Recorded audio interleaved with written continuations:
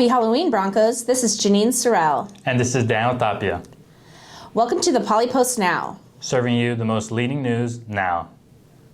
For the news headlines, major allegations coming out of Cal Poly Pomona's police department. University President Soraya Coley and Vice President Christina Gonzalez have been accused of violations of the Whistleblower Protection Act by Police Sergeant Marcus Simpson. The lawsuit, which was filed on October 7th, alleges multiple incidences where the administration obstructed university police investigations, which ultimately led to 5 police sergeants filing the whistleblower complaint. Police claim that Coley sent out a mass email to multiple departments exposing the whistleblowers, listing their names and ranks in the email. The claim also refers to several previous unreported investigations on campus, including an alleged theft of $1 million from the CPP Foundation and a $100,000 embezzlement of grant funds by a CPP professor. The lawsuit is set to go to trial at the end of February 2023. Cal Poly Pomona's Civil Engineering Department works on bridging the gap to graduation.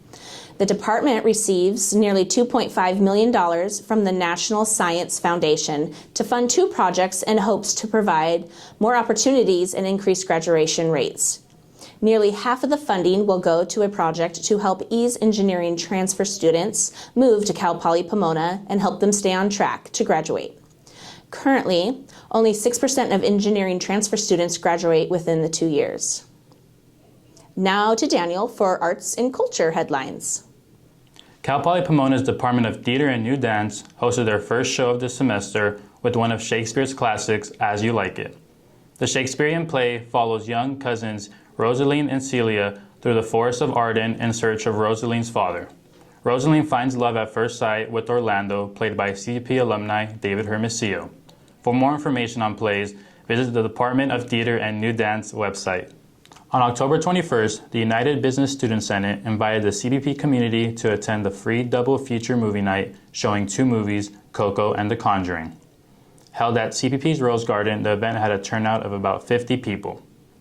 The Senate provided blankets, movie snacks, and goodie bags. Executive President Mabel Tu planned this event with her team to bring the CPP community together during midterm season. For more information on the United Business Student Senate and future events, visit their Instagram at CBPUBSS. And now to Anais with sports.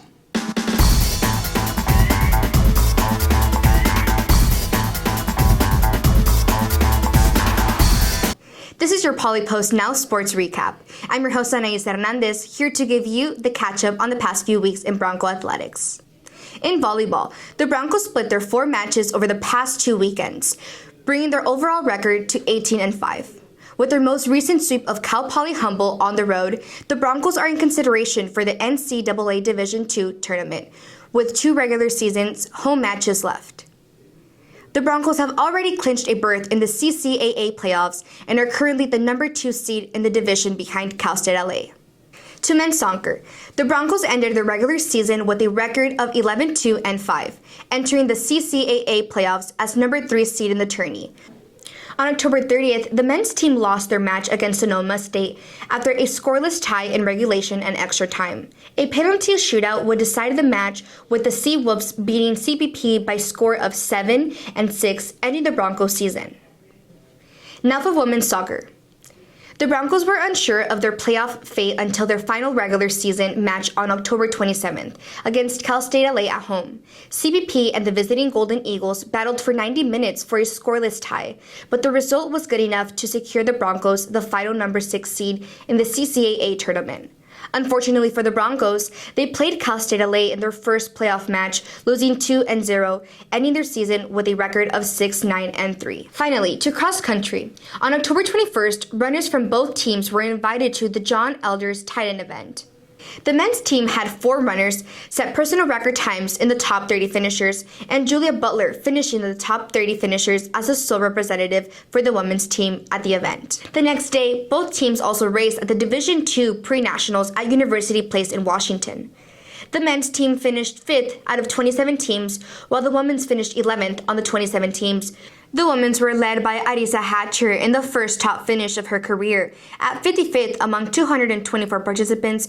Overall, the final regular season tuned up before the 2022 CCAA Championships on November 5th.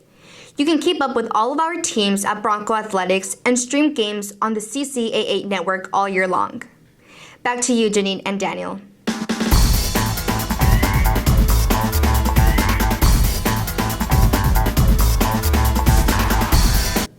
Thanks, Anais. Now for a recap of this week's latest news.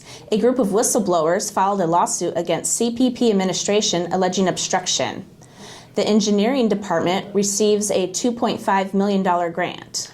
Cal Poly Pomona's Department of Theater and New Dance put on a great first show with the As You Like It play.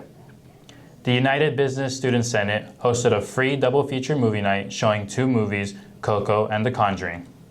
For more information on this week's news, you can head to polypost.com. This has been Janine Sorrell. And this is Dan Tapia. See you again next time for another 5 minutes of Polypost Now.